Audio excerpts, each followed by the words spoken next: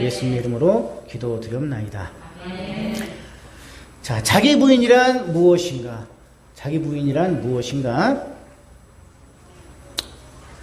여러분, 요한계시록 14장에 보면 뭐가 나올까요?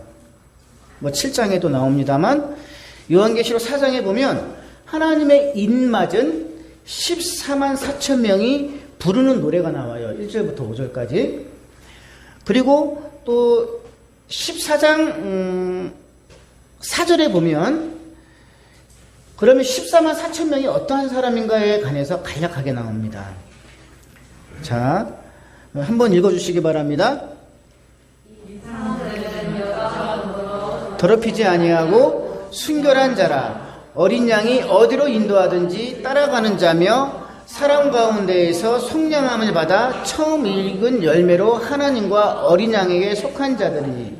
자, 우리 그러니까 계시록 14장 4절을 통해서 14만 4천 명이 어떠한 자라고 지금 밝혀주고 있는데, 그럼 어떠한 자냐 그러면 첫째, 여자와 더불어서 더럽히지 아니한 순결한 자래요.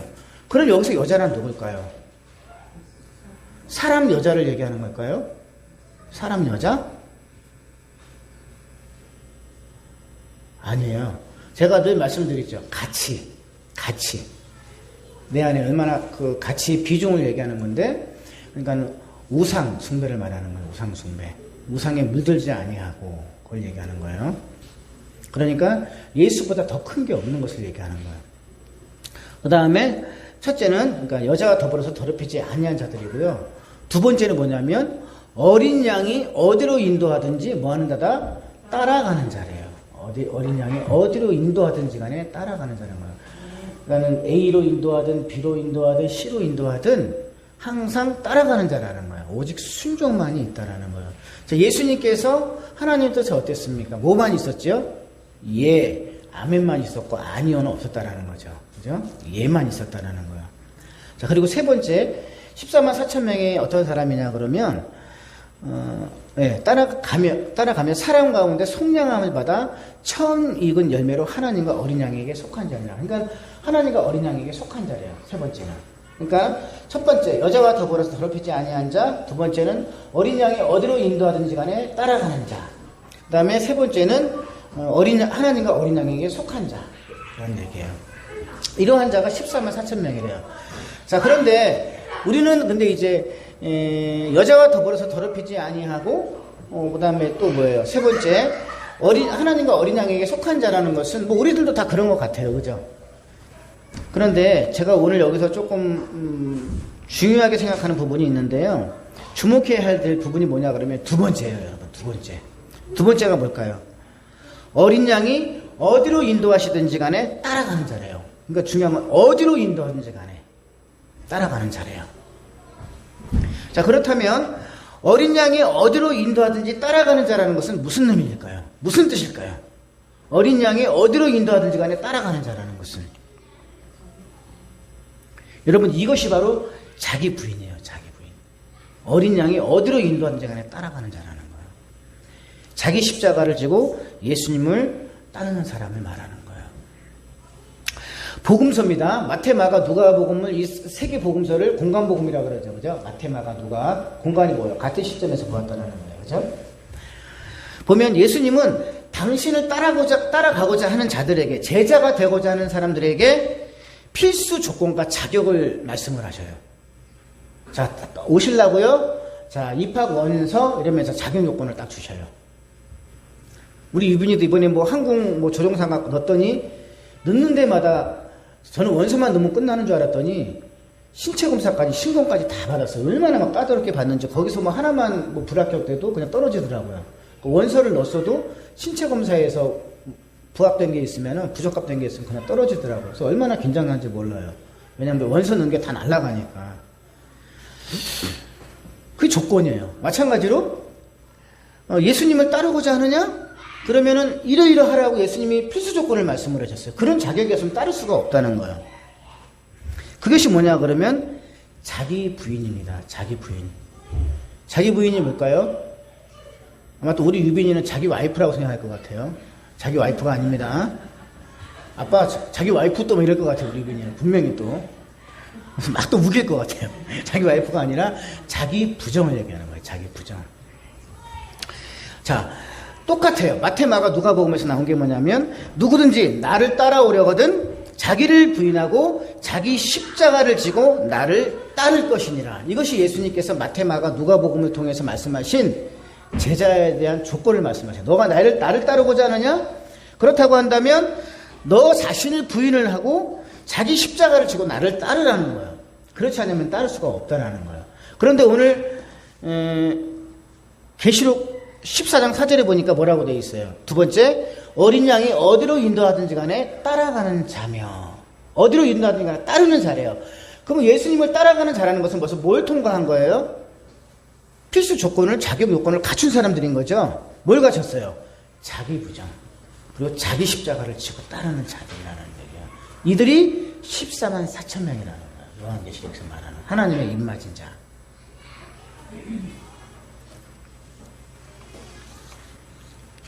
그러니까 정리를 하면 계시록에 등장하는 14만 4천 명이라는 것은 예수님이 어디로 인도하든지 간에 따르는 자들인데, 이들은 바로 자기를 부인하고 자기 십자가를 지고 따르는 자더라.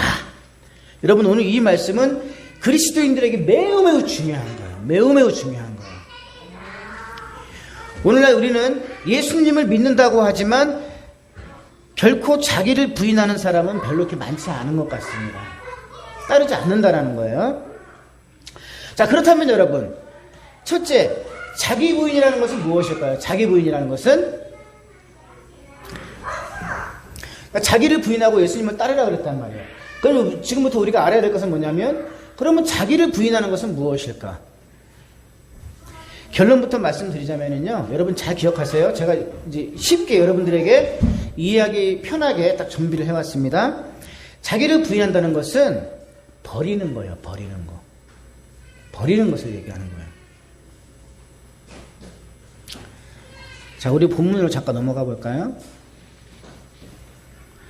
자, 11절 한번 읽어보세요. 우리 수빈이가 크게 한번 읽어주세요. 11절. 그들이 육체에 대고 모든 것을 버려두고 예수를 따르니라. 자, 뭐라고요?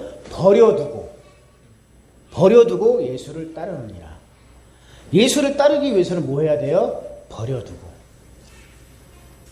예수님을 따르기 위해서 걸림이 되는 이 모든 것들을 뭐 하고요? 버려두고. 자, 그리고 마태복음 앞장으로 넘어가서 4장 쪽으로 넘어가면 어떠한 자들이 제자가 되는지 또 나와요. 자, 마태복음 4장 20절을 읽어주세요. 크게 시작. 그들이 그물을 버려두고 예수를 따르니라. 자, 예수님이 당신의 12제자를 부르셨잖아요. 그죠? 나를 따르라 하셨단 말이에요. 나를 따르라 했을 때 이 12제자에게 나타나는 공통점이 있었어요. 공통점이 뭐였었냐 그러면, 자, 마태복음 4장 20절은 누구를 지금 부르는 장면이냐면 베드로와 안드레 형제를 부르는 거예요. 이들이 배 위에서 그물을 씻고 있었어요. 그럴 때 예수님께서 나를 따르라 그랬단 말이에요. 나를 따르라. 그러니까 예수님을 따르려고 한다면 어떻게 하라 그랬어요? 자기를 부인해야만 된다 그랬잖아요. 그죠? 그런데 이들이 예수님을 따르기 위해서 뭐 했다고요? 곧은 뭘 얘기하냐면 즉시 그물을 뭐 하고요? 버려두고 예수를 따르느니라. 버리지 아니하면 예수를 따를 수가 없어요. 자, 마태복음 4장 22절 또 읽어보실래요? 시작.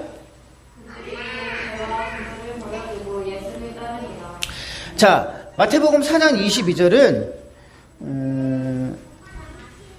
야고보와 요한에 대한 얘기예요. 이들이 그물 위에서, 배 위에서 또 그물을 손질하고 있었어요. 그때 또 예수님이 이들에게 나를 따르라 그랬어요. 제자가 되라 그랬단 말이에요. 이들이 또 뭐 했다? 똑같아요. 그물을 버려두고 여기 뭐예요? 배와 그물을 버려두고. 여기서 곧이라는 것은 뭐라 그랬어요? 즉시. 헬라어의 원뜻이 즉시란 뜻이에요. 즉시. 그 즉시. 제가 항상 말씀드리죠. 믿음은 뭐다? 하나님의 부르심에 대한 즉각적인 반응이라 그랬어요. 그죠? 예수님 생각 한번 해볼게요. 일주일만 제가 기도 한번 해볼게요. 제가 생각을 좀 해봐야 될 것 같아요. 이거 끝난 거란 얘기죠. 자, 그리고 누구누구씩 우리 교회 나오세요. 아, 예, 제가 생각을 좀 해볼게요. 끝난 거예요. 이미 뭐예요? 믿음이라는 것은 오늘 보면 똑같아요. 베드로도 그렇고 또 야고보도 그렇고 그들이 곧은 뭐예요? 즉시 즉시 반응했어요. 하나님, 예수님의 말씀에 뭐라고요? 즉각적인 반응으로 나타났어요. 어떤 반응으로? 배와 그물을 뭐하고? 버려두고 예수를 따르느니라. 그러니까 버리지 아니하면 예수를 따를 수가 없어요. 그런데 오늘 본문에서도 뭐예요? 맨 마지막 절에 보니까 그들이 배들을 육지에 재고 모든 것들을 버려두고 예수를 따르느니라. 자, 공통점이 뭐예요? 버리는 거예요. 버리는 거. 버리지 아니하고는 예수를 결코 따를 수가 없어요. 제자가 될 수 없어요. 그리고 마찬가지예요. 예수를 믿는 우리들 가운데서도 믿음의 역사와 열매가 일어날 수가 없어요. 따르지 않기 때문에. 근데 요한계시록에도 하나님께로부터 이제 맨 마지막에 구원받은 자들이 상징적으로 14만 4천 명이래요. 그런데 그 14만 4천 명이 어떠한 자들이라? 예수께서 어디로 가든지 간에 따라가는 자들이라는 거예요. 따라가는 자들은 뭔가라고 봤더니 버려두고 따르는 자예요.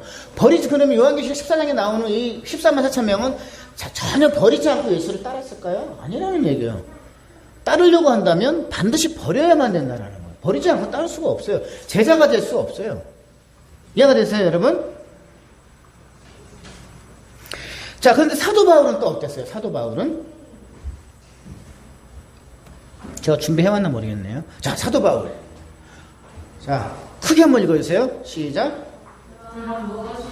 내게 유익하던 것을 내가 그리스도를 위하여 다 해로 여길 뿐더러 또한 모든 것을 해로 여김은 내 주 그리스도 예수를 아는 지식이 가장 고상하기 때문이라. 내가 그를 위하여 모든 것을 잃어버리고 잃어버린다는 게 뭐냐면 하찮게 버렸다고 얘기하는 거예요. 그리고 뭐를 여겼다? 배설물로 여김은 그리스도를 얻고. 자, 그리스도를 얻기 위해서 모든 것들을 어쨌다고요? 다 버리고 배설물로 여겼대요. 세상에서 나에게 유익을 주는 모든 것들을. 자, 예수님의 12제자 사도 바울, 여기서 나오는 공통점이 뭘까요? 다 자기 부인이에요. 예수님을 얻기 위해서 자기 부인을 했어요. 예수님을 따르기 위해서 자기 부인을 했어요. 자기 부인은 뭐다? 다 버리는 거예요. 그리고 배설물로 여기는 거예요. 세상 모든 것들을. 이해가 되세요? 이게 가장 믿음에 의해서 가장 중요한 거예요. 우리 삶 가운데 나타나는 것. 그래서 우리 삶 가운데 이런 모습이 나타나야 되는 거예요, 여러분. 예수를 믿는다고 하면서도 여전히 버리지 못하는 게 뭐가 있을까요? 버리지 못한다는 것은 나를 믿는 거예요, 나를. 예수를 믿는 게 아니고.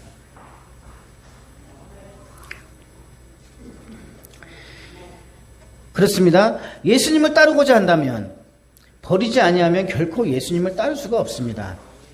제가 얼마 전에 우리 집사님들하고 권사님께 말씀드린 적이 있어요. 얼마 전에 제가 선교사님을 만나고 왔는데, 이 선교사님이 연간 평균 연봉이 2억에서 3억 중간을 찍었대요. 물론 고3이랑 저는 같이 갔었으니까 정확하게 들었습니다.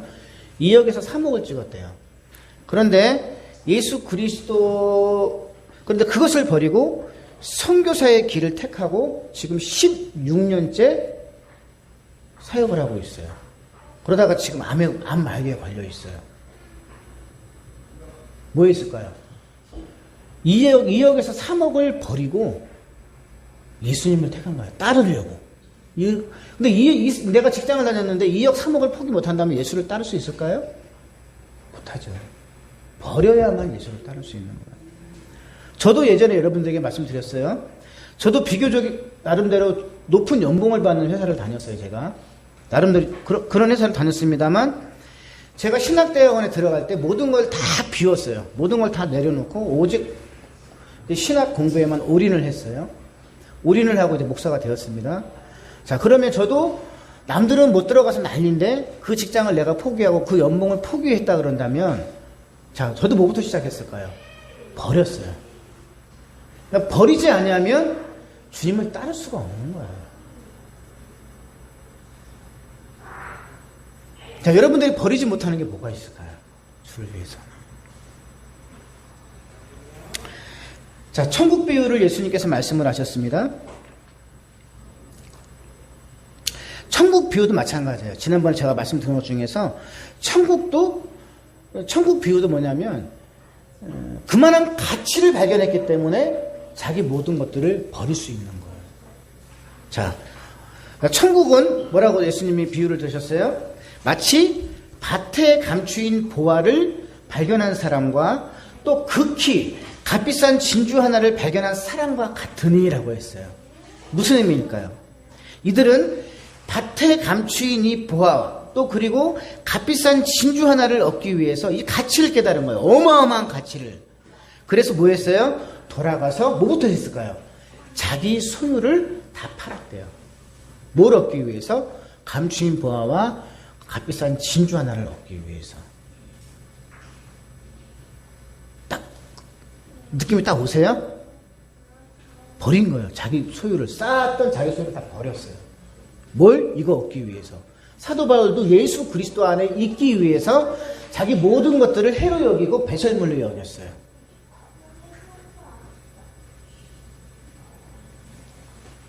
믿음이란 무엇인가? 이러한 결단이 있어야만 되는 거예요, 여러분. 예수님께서 한 부자 청년이 예수님 앞에 나왔습니다. 주여, 제가 율법을 다 지켜 행하였나이다. 율법을 행했으니까 엄청 우리가 볼 때도 의로워 보이는 사람이죠. 우리는 몇 가지도 못 지키는데 한 청년이 돈도 많아요. 돈도 많은 청년인데 율법을 다 지켜 행했대요. 얼마나 누가 봐도 의로운 사람이에요. 그래서 내가 영생을 얻으려면 어떻게 해야 됩니까? 또 그리고 내가 주를 따르려면 어떻게 해야 됩니까? 또 예수님께서 그 청년에게 또 조건을 말씀을 하셔. 오호, 너가 나를 따르고자 하느냐? 예수님께서 말씀하신단 말이에요. 뭐라고 말씀하셨을 거예요? 그러면 돌아가서 너의 모든 소유를 다 팔아라. 다 팔아서 가난하고 어려운 자들에게 나눠줘라. 그리고 나서 나를 따르라. 그랬더니 그 청년의 반응이 어땠습니까? 심히 고민하고 괴로워하다가 그것을 떠나고 말았어요. 자, 우리 신앙이 어디에 있을까요? 그런데 분명한 것은 그 부자 청년에게도 예수님이 말씀하셨어요. 조건이 뭐냐 그러면 예수를 따르고자 하느냐? 그런데 우리가 따른다는 말이 뭐냐면 정말 너가 예수 그리스도와 동행하기를 원하느냐? 예수 그리스도가 너 안에 있기를 원하느냐? 네가 진짜 그리스도인이 되기를 원하느냐? 이거 말하는 거예요. 그리고 영생을 얻으려면 어떻게 해야 됩니까? 라고 부자 청년이 물었잖아요.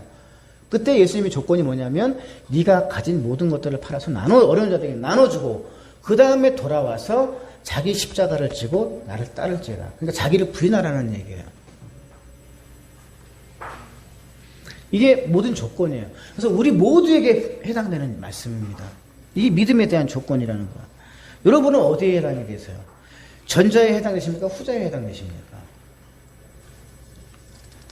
버리지 못하는 자입니까? 버리는 자입니까?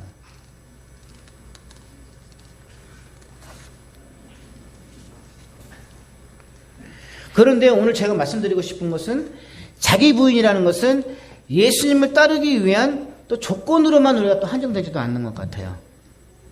믿음은요, 자기 부인이 되어질 때 온전해지는 거예요. 역사가 일어나요. 정말 이 부분에서 제가 여러분들에게 제 스스로도 간증할 게 너무나 많아요. 자기 부인에 대해서.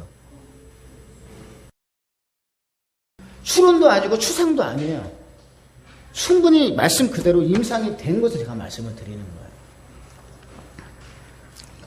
자, 오늘 본문에 대해서 이제 들어갑니다.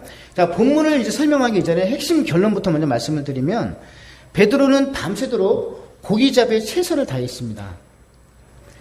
그런데 한 마리도 잡지 못하고 허탕을 쳐요. 베드로의 마음이 얼마나 우울했겠습니까? 그죠? 우울했겠죠. 허탕을 쳐버렸을. 육지로 나와가지고 실망감을 안고 그물을 씻고 있었는데 이때 베드로가 예수님을 만나요. 그런데 예수님이 베드로에게 다가가서 뭐라고 말씀하시냐면 다시 들어가래요. 그리고 깊은 데로 가서 그물을 내리래요. 자, 지금 우리가 베드로의 입장에 한번 돼보자고요. 나는 태어나면서부터 어촌에 살았고 그리고 고기잡이로는 내가 잔뼈가 지금까지 내 나이 먹도록 잔뼈가 굵어가지고 저기 갈릴리 바다를 손바닥 보듯이 훤히 알고 고기 잡는 법칙까지 다 알고 있는데 젊은 게 고기잡이 한번 해보지도 않은 게 와서 나한테 명령하고 앉아 있는 거야. 해보라는 거야. 그것도 갈릴리는 항상 밤에 나가서 고기를 잡아야 되는데 해가 다 떴는데 그때 나가라는 거예요. 왜 그럴까요? 거기는 배가 낮에 이렇게 다니면 고기들이 이미 다 알고 다 도망가요. 그래서 밤에 가는 거예요. 그런데 베드로가 대답을 해요. 선생님, 우리들이 밤새도록 수고하였지만 잡은 것이 없지만은 말씀에 뭐하여? 의지하여. 네. 말씀에 의지하여. 의지라는 것은 뭘까요? 말씀에 의지하여. 말씀을 믿고 신뢰하고 믿고 내가 그물을 내리리이다 하고 그물을 내려요. 그게 오늘 본문 5절 말씀입니다. 그러자 어떠한 결과가 일어나냐면 고기를 잡은 것이 힘이 많아서 뭐였냐면 그물이 찢어졌대요. 너무너무 많아가지고 그물이 찢어졌어요. 그래가지고 베드로가 뭘 했냐면은 이게 그물이 찢어질 만큼 고기가 얼마나 많이 잡혔는지 도저히 안 되는 거예요. 그래서 옆에 있는 다른 배에 타고 있는 이 동무들에게 도움을 요청해요. 막 도와달라고. 그래가지고 이 동무들이 같이 와가지고 합심해서 도와준 거예요. 겨우 고기를 이제 들어 올려가지고 배에다 채웠는데 세상에 베드로가 탄 배뿐만 아니라 친구들, 이 동무들이 탄 배까지도 거의 반 정도 잠긴 거야. 배가 기우뚱기우뚱. 이건 뭘 얘기하고 있냐면 베드로가 태어나서 상상도 한 번도 경험하지 못한 그런 기적이 일어난 거예요. 기적이요. 대박 사건이죠. 대박 사건. 어마어마한 대박 사건이 일어난 거예요. 성경에서 이러한 비결을 알려주시는데도 불구하고 이걸 깨닫지 못하는 사람은 바보 천체예요.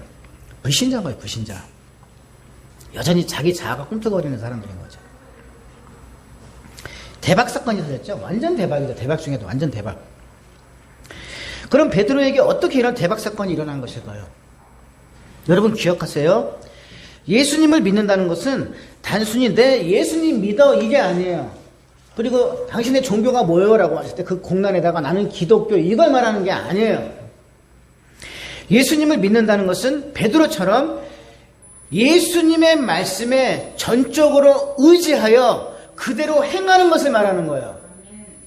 여러분들이 아무리 말씀을 들으면 뭐해요? 말씀을 듣고 가서 행하라 그랬단 말이에요. 예수님께서 너희는 가서 말씀을 듣고 그대로 행하라 그랬단 말이에요. 말씀을 들었는데 행하지 아니하면 아무것도 나한테 바뀌는 건 아무것도 없어요. 여러분 아무것도 변하지 않아요. 나에게 능력도 없고 아무것도 반응이 1도 없어요. 말씀을 듣고 가서 행하라 그랬단 말이에요. 행하라.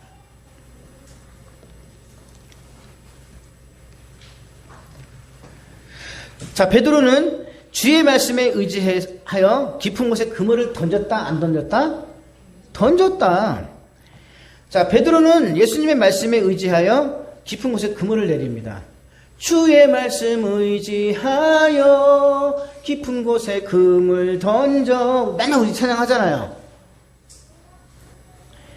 그러더니 그물이 찢어지고 두 배가 잠길 만큼 기적은 물론 하나님의 능력을 체험한 사건이 그 자리에서 벌어진 거예요.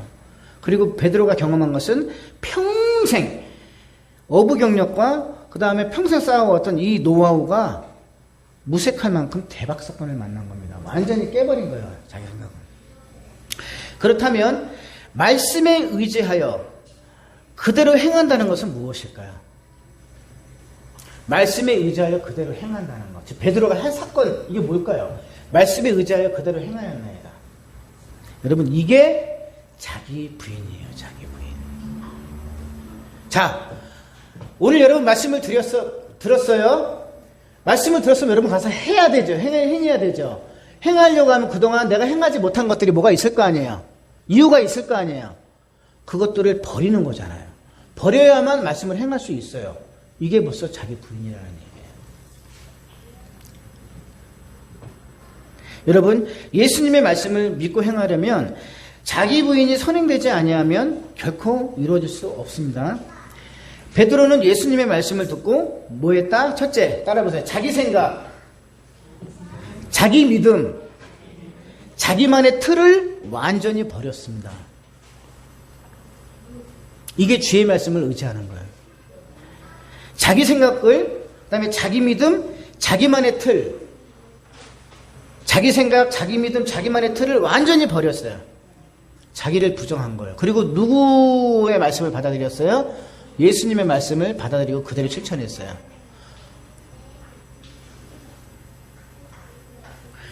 여러분, 예수님이 늘 함께 하십니까? 예수님과 거리가 먼 사람일수록, 또 믿음이 약한 사람일수록 공통적인 것들이 뭐냐면 자기 생각이 강해요. 자기 세계에 빠져 있어요. 절대 자기 생각을 안 바꿔요. 그리고 예수님과 거리가 멀고 또 믿음이 없는 사람일수록 자기 믿음이 강해요. 자기 스스로 얼마나 못난 사람인지 모르고 늘 자기를 믿어요. 자기 감정이 중요한 거죠. 그리고 자기만의 틀이 있어요. 자기만의 틀.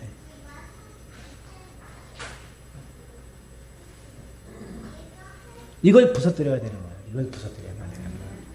하나님이 그렇다면 그런 거예요. 자, 여러분, 우리는 그동안 자기 부정이라는 게 어떤 느낌으로 어감으로 왔어요? 되게 고난, 헌신, 막 그렇게 받아들였죠. 그런데 보세요. 베드로는 자기를 부인했어요. 그랬더니 뭐가 일어났어요?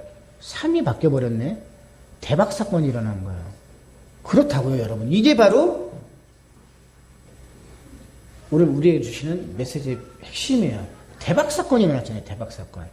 자기 부정이요. 예수님을 따르면서 막 고난 이런 것만 생각할 필요가 없다라는 거예요. 예수님은 자기 백성에게 먹을 것도 그렇게 채워주시는 거예요. 풍성하게. 그런데 늘 자기 틀, 자기 생각, 자기 믿음에 강한 사람들 한번 생각해 보세요. 우리가 지금 인생을 살아왔지만 우리 생각대로 되는가요? 아무리 성경에서 떠들어도 우리는 잘 안 믿어져. 내 생각이 더 중요해. 그래서 성경대로 안 하잖아요. 나를 믿고 있잖아요. 아무리 목사님이 여기서 설교를 하고 막 목청을 높여서 떨고 막 피토하는 감정으로 정말로 내가 이렇게 살았다고요. 내가 경험했다고요. 떠들어도 오늘 딱 돌아가서 그 말씀대로 행하는 사람이 있는가 하면 여전히 듣고 다 없애버리는 사람이 있어요. 왜 못할까요? 하려고 생각해 봤더니 내 생각이 그 가로막고 앉아있네? 그러면 믿음 있는 사람이라면 내 생각을 뜯어내가지고 거기서 버려야만 돼요. 그런데 여전히 자기를 믿고 있어. 자기 생각을. 그래서 결국은 한 발짝도 내딛지 못하네? 그러니 뭐 베드로처럼 대박 사건은 영원히 일어나지 않겠죠. 제자도 안 되겠죠. 제일 중요한 거는 우리가 기도하는 것도 중요하고 찬양하는 것도 중요하고 모든 것도 중요하지만 항상 예수님과 동행함에 있어서 걸림돌이 되는 것들을 다 버릴 수 있어야만 되는 거예요. 다시 말하면 이것들이 자아예요. 예수님과 동행하시려면 예수님의 능력을 체험하시려면 자기 생각, 자기 믿음, 자기 틀을 버려야만 가능한 것입니다. 그래야만 역사가 일어나요. 그래야 하나님이 나에게 일을 하신다고요. 나에게. 제가 예전에부터 항상 강조한 거 있죠. 내 자아가 깨어지는 만큼 하나님이 내 안에 들어오셔서 일을 하신다고요. 아멘? 제발 나를 버리는 쪽으로 가져야 돼요. 내 의지를 내세우지 마세요. 뭐 그러면 잘 될 것 같아요? 제가 하나님의 뜻도 말씀을 드렸잖아요. 지난주에. 그냥 지금 열리는 대로 살아가면 되는 거예요. 근데 마치 내가 뭘 했을 때 내 인생이 잘 될 것 같죠? 살아보란 얘기예요. 안 된다는 얘기예요. 자, 베드로는 어떤 사람일까? 자, 예컨대 베드로는 평생 어부로 산 사람이었지 않습니까? 그러니 바다에 대한 지식과 경험, 노하우가 얼마나 많았겠습니까? 또 바다 사람 특유의 기질도 있을 것이고 자기 고집도 강했을 거예요. 그러나 베드로는 자기 생각과 자기만의 노하우, 자기만의 틀을 모두 버리고 예수님의 말씀에 의지해서 그물을 내렸어요. 이게 정말 중요한 거예요, 여러분. 이제 우리가 여기까지 가야 돼요, 우리 믿음이. 주의 말씀을 이제 우리는 이제 뭐 듣기는 하잖아요. 들었는데 실천을 하지 않는다면 그게 불신자인 거예요. 나를 사랑하는 자는 내 말을 지키리니. 이미 딱 예수님이 말씀을 하시잖아요. 즉 자기를 부인하고 예수님의 말씀을 듣고 그대로 따르는 것입니다. 그러자 평생 경험해보지도 못한 기적을 체험했어요. 생각도 못해본 대박 사건이 일어난 것입니다. 여러분도 인생에 이러한 하나님의 능력과 경험이 체험될 수 있기를 주님의 이름으로 축원합니다. 자, 제가 지금 이제 대박 사건에 대해서 이제 비유를 들었는데 또 더 넓혀서 생각을 하면 꼭 대박 사건이 아니더라도요. 자기를 부정하면 우리 삶 가운데 어떤 일이 일어나느냐. 요즘 대부분의 현대인들은 마음속에 깊은 우울증이 있어요. 그리고 분노가 있어요. 스트레스가 많아요. 또 그리고 지나칠 만큼 염려하고 걱정을 해요. 그럼 이것들 어떻게 해결이 될까요? 자, 그런데요. 이것 때문에 막 정신질환이 생겼어. 그런데 이것 때문에 해결하기 위해서 정신과를 가거나 심리센터에 가면 뭘 얘기할까요? 당신을 사랑하세요. 자존감을 높이세요. 이렇게 얘기한단 말이에요. 맞을까요? 그 사람이 자존감이 없어서 그럴까요? 제가 볼 때는 자존감이 지나쳐가지고 그러거든요. 자기를 너무너무 사랑해서 우울한 거거든요. 자기를 너무너무 사랑해가지고 분노가 넘치는 거거든요. 어디서 감히 나한테 지금 이렇게 상처를 줘? 그리고 나는 왜 이렇게 살아야 돼? 저도 상담학을 공부했지만 틀린 얘기예요. 우리는 가면 무조건 정신과를 가든 뭘 가든 당신 자신을 사랑하라고 하고 자기 자존감을 높이라고 하고 당신은 충분히 사랑받아 이렇게 얘기한단 말이야. 자, 그런데 항상 심리학과 성경이 대치가 되고 이렇게 부딪혀요. 왜 그럴까요? 그래서 우리 기독교는 심리학을 사탄처럼 여겨요. 그리고 심리학은 기독교를 스트레스의 원인으로 여겨요. 그렇게 살지도 못하는데 성경대로 살라고 하니 얼마나 스트레스를 받고 죄책감을 느끼겠어. 서로 싸우는 거야. 자, 정신과나 심리상담은 우리가 병만 들면은 남 탓하고 그 다음에 남 탓이야. 부모님 탓, 가정 탓, 뭐 이래가지고 당신이 그래서 정신에 문제가 생겼네. 위로를 하고 힘내. 당신 탓이 아니야. 그러면서 그 사람의 어떤 자존감을 세워주려고 해요. 그런데 성경은 뭐라고 해요? 자기 부정이 안 됐다는 거예요. 자기 부정을 하라는 거예요. 자기 부정. 자기 부인. 자기 부인을 하면은요, 지금 베드로처럼 두 배가 잠길 만큼 대박 사건이 일어나는 뿐만 아니라 병든 정신, 병들어서 나약해 있는 이 감정까지도 치유가 돼요, 여러분. 이것도 제가 추상적으로 말하는 거 아니에요? 제 경험이에요, 제 경험.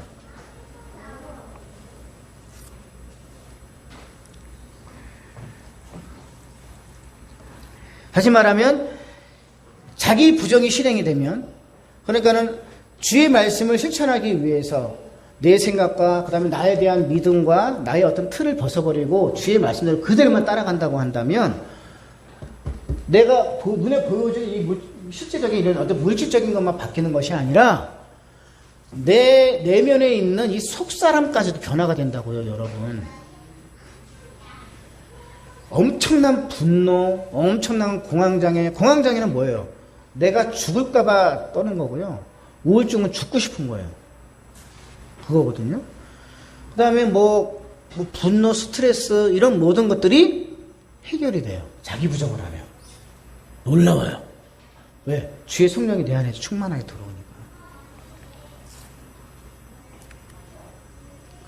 말씀을 듣는 것으로 끝나면 내게 아무런 유익이 없어요.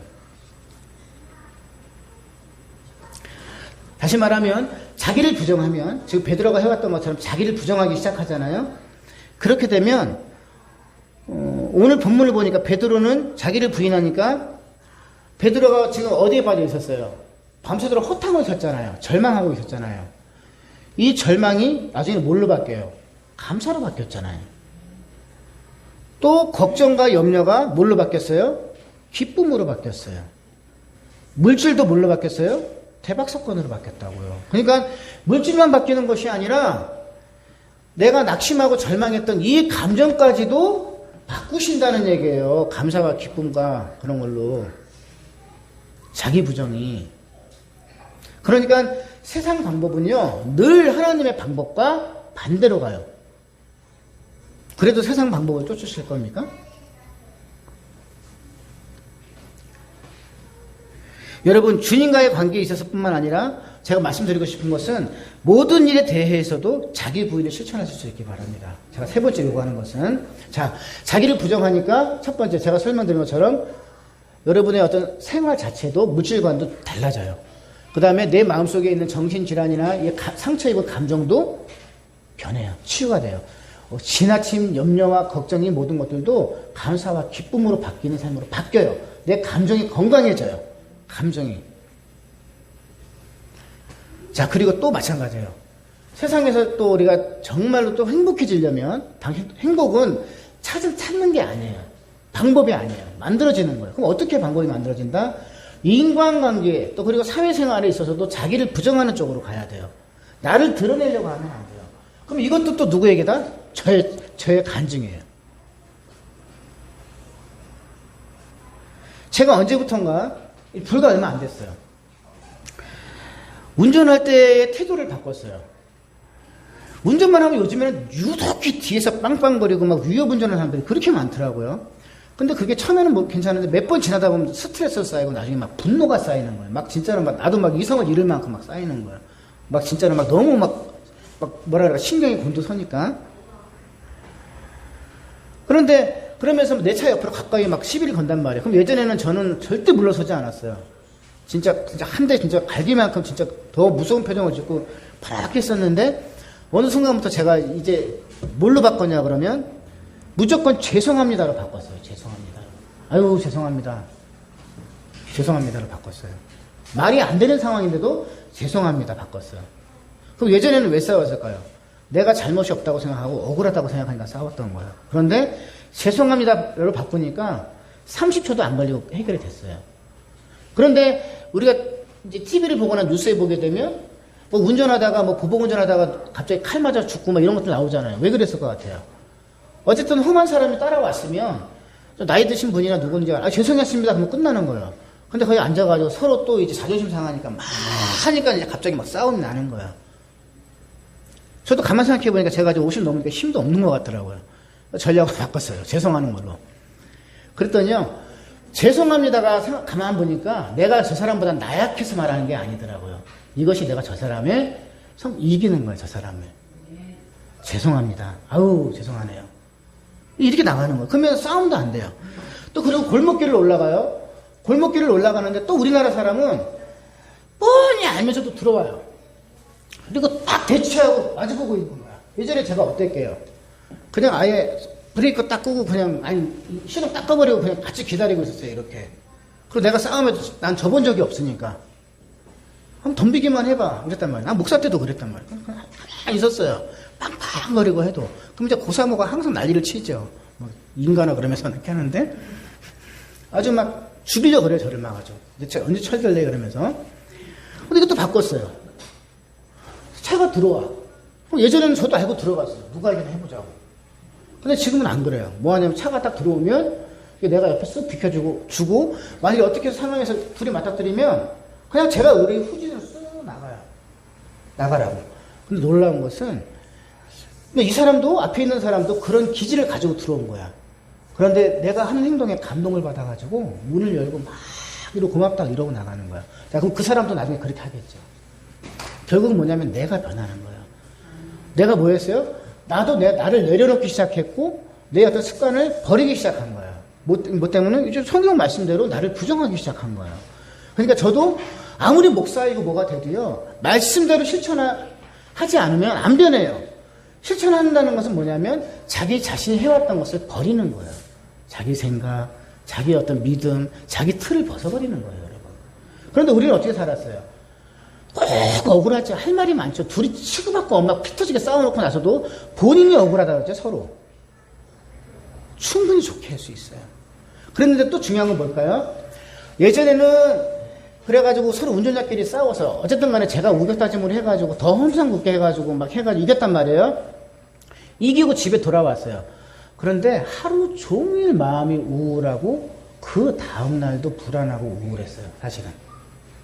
그런데 지금은 죄송합니다. 아유 그렇습니까? 제가 후진해주고 양보를 해주니까 불안하고 그다음에 우울한 감정이 없어. 말끔히 내 정신이 건강해지고 있는 거예요. 여러분. 그래서 인간관계에서도 마찬가지라는 거예요. 내가 죄송합니다. 배려하는 게 비겁하고 그 사람보다 나약한 거 아니에요. 내가 50 넘어서 터득했어요. 여러분들이 우리 청년들이 일찍 받아들이실 수 있기를 바랍니다. 이렇게 어리석은 목회자입니다, 제가. 오늘도 또 제가 여러분들에게 좀 부끄러운 말을 했네요. 자, 그래서, 자, 하나님과의 관계에 있어서 자기 부정. 이건 반드시 들어가줘야만 되는 거예요. 이게 믿음이에요. 그게 그래서 역사가 일어난다는 것이고요.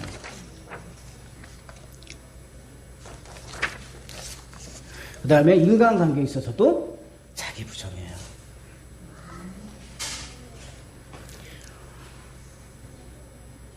그리고 또 중요한 것은 예전에는 제가 억울한 게 많으면 잠을 못 잤어요. 막 그런데 저도 근데 막 하면서 이제 용서를 하기 시작했어요. 용서를 하기 시작했더니 내 마음에 스트레스가 쌓이지 않고 또 우울감과 분노가 사라지기 시작했어요.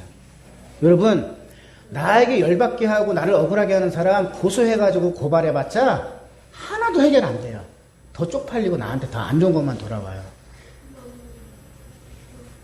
그 사람은 잠도 잘 자요. 잘 먹고 잘 자요.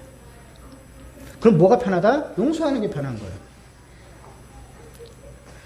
그래서 제가 깨달은 것은 뭐냐면 양보와 사과, 그다음에 그 사람에 대해서 용서하는 것은 결코 내가 약해서도 아니고 그 사람에게 지는 것도 아니에요. 그 사람을 위해서도 아니에요. 결국은 뭐냐면 내 자신을 위한 거예요. 내 자신을. 내가 건강해졌어요. 자, 그러면 하나님이 패역한 인간들을 위해서 독생자 예수 그리스도를 십자가에 달아서 우리 죄를 용서해 주셨대요. 믿는 자들은. 자, 그러면 그것이 무엇일까요? 하나님 당신 자신을 위해서 우리에게 용서해 주신 거예요. 그래서 용서라는 것은 그 사람에게 지는 것도 아니고 또 그 사람을 위해서 하는 것도 아니에요. 첫 번째가 내 자신을 위한 거예요. 내 자신을. 용서하지 아니하면 누가 죽어난 줄 아세요? 내 자신이 죽어나는 거예요. 내 안에 분노가 가득하고 저주가 가득하고 어두운 것들이 가득하고 사라져 있는. 그다음에 내 몸에 병이 들기 시작하고 내 정신이 막 병들기 시작하는 거예요. 용서를 해보세요. 용서를 하면 그 사람의 반응도 보지 마세요. 용서를 하기 시작하면 내 자신이 변화가 돼요. 스트레스가 사라지고 분노가 사라지는 거예요. 그래서 용서는 내 자신을 위해서 하는 거예요. 우리는 그동안 착각했죠. 용서하고 싶지가 않아. 저 꼴을 보면 하지 마. 그 누가 더 괴로운데?